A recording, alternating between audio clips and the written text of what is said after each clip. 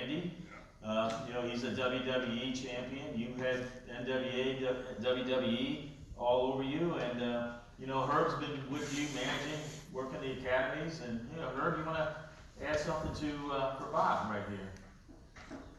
Well, as Ed said, Bob's father was on the very first show back in 1959 at Wrestling at the Chase. Of course, wrestling went back further than that, but it started on television in 1959, and his father was one of the big stars. But to come up, not only Bob being in the business, but he had a brother that was in it, and of course, now Randy Orton with the WWE. Bob was on the first WrestleMania, am I right? Yeah, I think he was on 3 of them.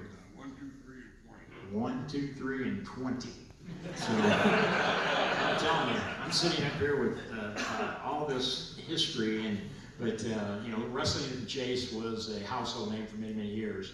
And Bob's kind of like, you know, okay, you know, yeah, I'm there, but he's really left his mark in the business. And the thing is, just a month ago, him and another gentleman, another WWE legend, does anybody remember Mr. USA, Tony Atlas? They won the Southern Illinois Championship Tag Team titles over at the Shriners in East St. Louis. So that's pretty amazing for 2 young gentlemen to do that. So, but Bob, you know, can you just tell a little bit about what it's been like being all these years in that squared circle? Oh, geez, I Yeah. I'm sorry, how do you get this thing in? Don't break it. Gotcha. Bye, Sam. You know, what was it yesterday? I don't have. What it's been like being in the I've business? been hit in the head many, many times. What it's been like to be in, you know, your father, and then with Barry, and then Randy. You know, it's what kind of trip has that been? Oh, it's been, I can't explain, it's been so great. But to watch Randy now is, really makes me feel good, just like I did when Dad watched, you know, Dad watched me, and it's been great. Dad was one of the best that stepped in the ring back in his day, and I wasn't too bad, but Randy's just he took everything to another level.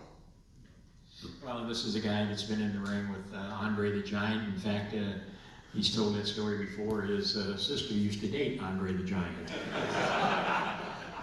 Yeah, I was with him in the garden one night, and he goes, "Slime me," and I just laughed.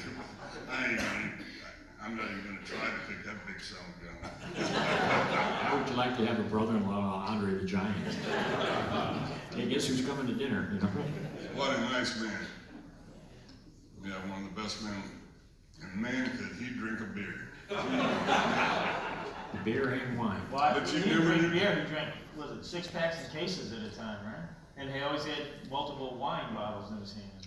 Right, and you never knew when he was drinking beer, because he'd have the beer in his hand, and the beer bottle was smaller than his hand. There was just an Sitting there in the article, dressing room drinking beer, you never knew you had a beer. just an article that came out on him this week. In fact, he was known to drink 75,000 calories a day. 75,000 calories. Not Bob, Andre. Well, you know, both you all were stars in the 60s and going into the 70s, but as we look at this component of the 50s and 60s, you know, it was a time where, you know, television was just coming of age in the late 50s. You know, when Channel 11 Wrestling Chase came on, that was the 4th television station. And remember, TVs went off the air at about midnight or sooner, then come back on to 5:30. So it wasn't 24/7 Sports Center or anything. But as I read through all those things where St. Louis is the world capital of this sport, now, what do you think from being stars of your sports? Why was St. Louis, of all the cities, why did we become these sports capitals? Like, you know, starting with, you know, each of you, just give me your, you know, quick reaction to that question.